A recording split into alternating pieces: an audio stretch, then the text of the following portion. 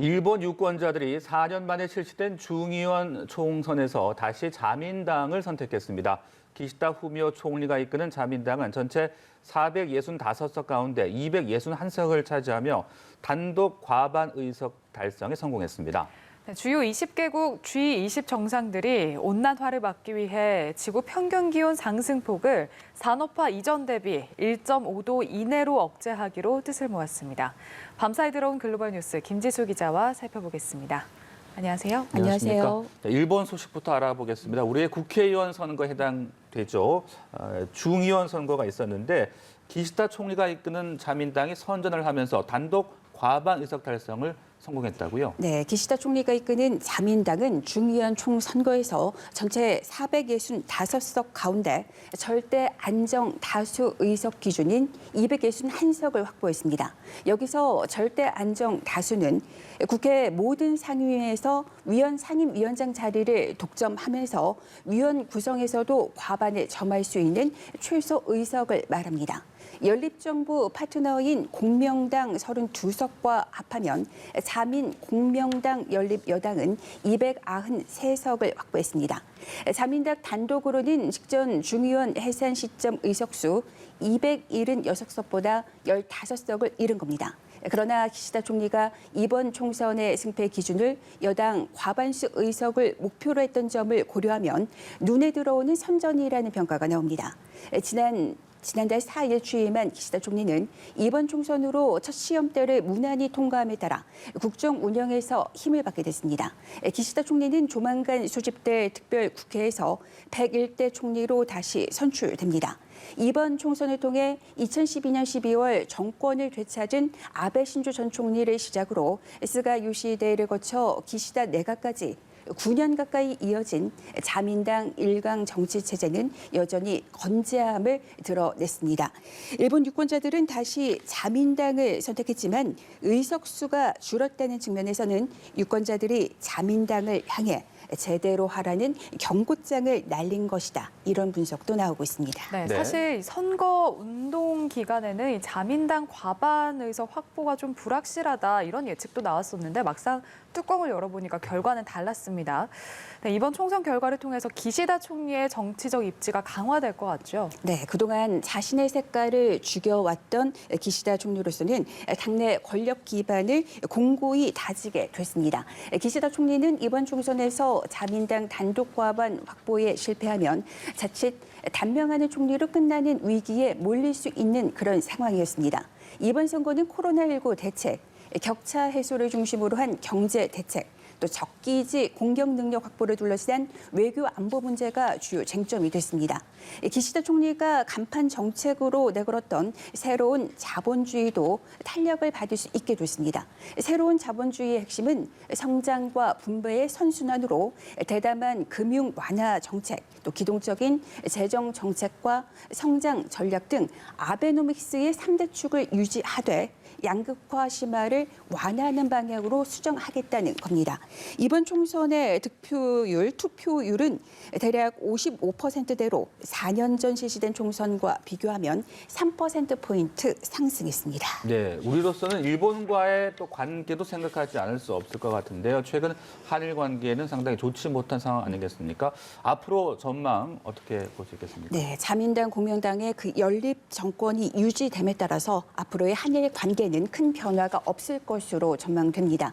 기시다 총리는 징용 노동자와 일본군 위안부 등 한인 갈등 현안에서 아베 신조 스가 요시히데 정권 때부터 이어진 비타협적인 기조를 답습하고 있는 상황입니다. 자민당 단독 과반을 확보한 기시다 총리로서는 1차 시험대를 통과했지만 내년 7월 참의원 선거를 앞두고 한국에 대한 태도를 바꾸지 않을 가능성이 큰 상황입니다. 한국에 양보하는 듯한 자세를 보이면 선거에 불리하게 작용할 수도 있기 때문입니다.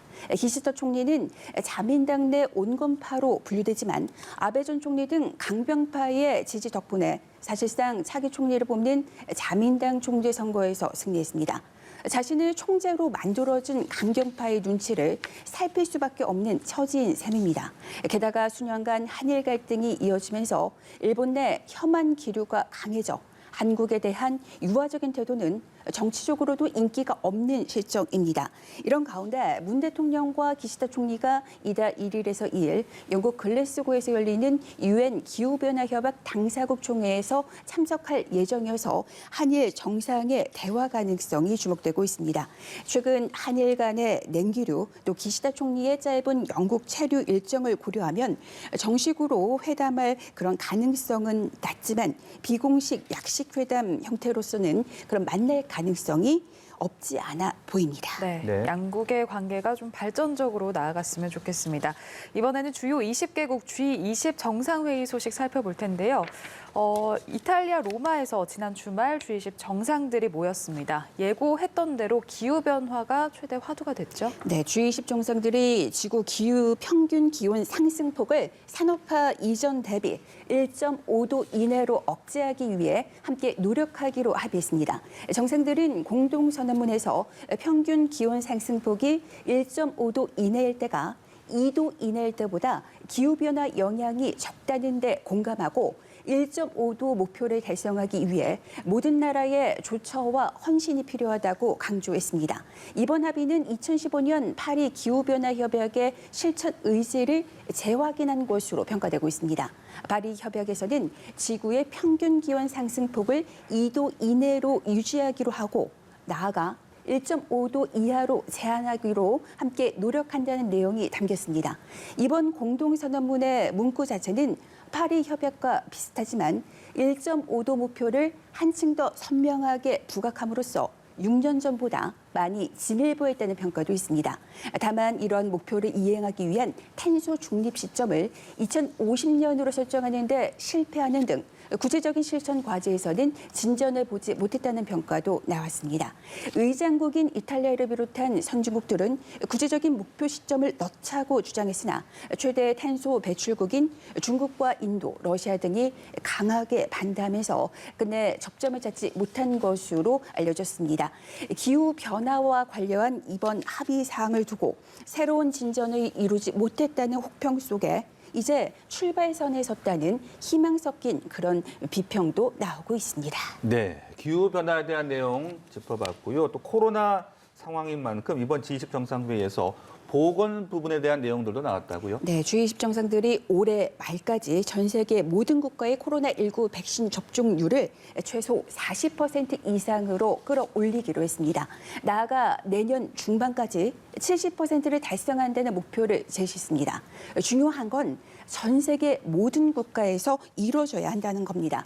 G20 정상들은 또 개발도상국의 백신 보급을 확대하기 위해 화이자와 모더나 백신 같은 메신저 리보핵산 계열의 백신 생산 허브로 지정된 남아프리카 공화국, 또 브라질 등 중남미 지역에 백신 제조 기술 이전을 지원하기로도 합의했습니다. 네, 또 이번 G20 정상회의에서 바이든 미국 대통령이 한국과 독일, 이탈리아 등 동맹국 정상들을 만나서 공급망과 관련된 논의도 이어갔는데 이 자리에서 중국을 또 견제를 했다고요. 네, 바이든 대통령이 동맹국들과 만나기 직전에 우선 미국은 동맹국 정상국들과 만나기 전에 유럽연합 EU와 회담을 했습니다. 네. 이 자리에서 철강 알루미늄 산업 분야에서 중국을 견제할 글로벌 합의를 추진하기로 했습니다. 미국과 EU는 공동 성명을 통해 양측의 철강 알루미늄 관세 분쟁이 해소됐음을 알림으로써 양측이 처음으로 탄소 집약도와 글로벌 공급 과잉에 대응할 합의를 위해 협상에 나설 계획이라고 밝혔습니다. 성명은 첫 조치로 미국과 EU는 철강 알루미늄에 수반되는 탄소 배출을 평가하기 위한 방법을 개발하고 관련 자료를 공유하기 위한 기술적인 워킹그룹을 마련할 것이라고 밝혔습니다. 이후 바이든 대통령은 동맹국 정상들을 불러 모은 자리에서 중국 문제를 거론했습니다. 바이든 대통령은 중국 같은 나라의 더러운 철강이 우리 시장에 접근하는 걸 제한할 것이고 우리 시장에 철강을 덤핑해서 우리 노동자들과 산업, 환경에 크게 피해를 준 나라들에 맞서게 할 것이라고 강조했습니다. 앞서 EU와의 글로벌 합의 추진이 철강 알루미늄 생산 세계 1위인 중국의 값싼 물량 공세와 이에 따른 공급 과잉에 맞서기 위한 조치임을 분명히 한 셈입니다. 미국의 초점은 철강과 관련한 탄소 배출 기준을 엄격히 적용해서 기준을 충족하는 제품만 미국에 수출될 수 있도록 함으로써 중국을 견제하는 데 맞춰졌습니다. 또 미국은 중국산 철강이 EU를 경유해서 미국으로 들어오지 못하게 하는 데도 역점을 두고 있습니다.